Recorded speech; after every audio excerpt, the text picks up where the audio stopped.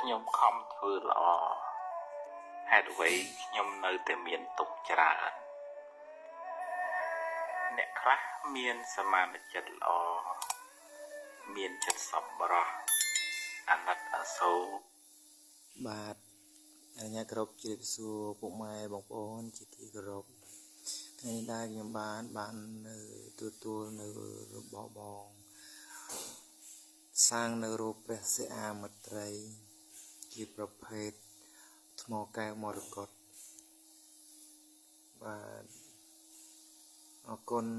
បងដែលតែងតែជឿទុកចិត្តហើយក៏សូមអធិស្ឋានរាល់ការយឺតយ៉ាវខ្ញុំបាទក៏សូមអភ័យទោសផងណាបងព្រោះយឺតនេះយឺតតែមែនតើហ្មងណាខ្ញុំក៏មានពាក្យអីទេមានតែពាក្យសុំទោសណាបងណា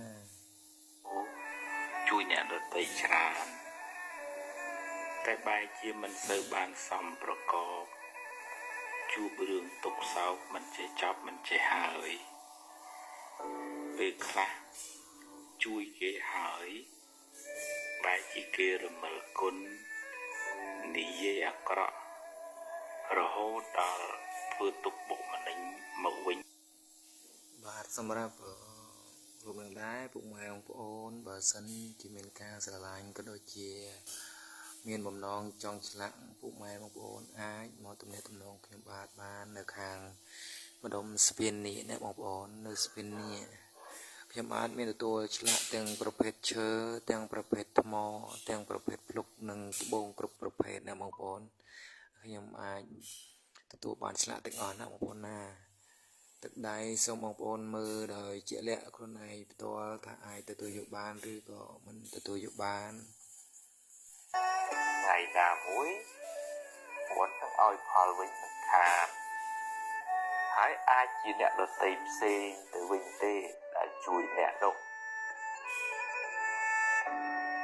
បើអ្នកជួយដោយសេចក្តីប្រាថ្នាចង់បានការតបស្នងសងគុណមិនសូវបានបុណ្យទេ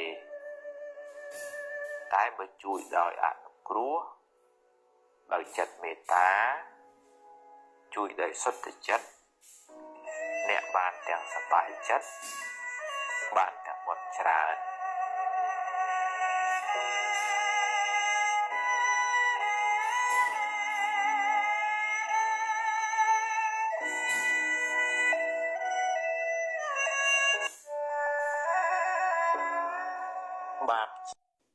បាទនេះជារូបព្រះស្អាតមត្រី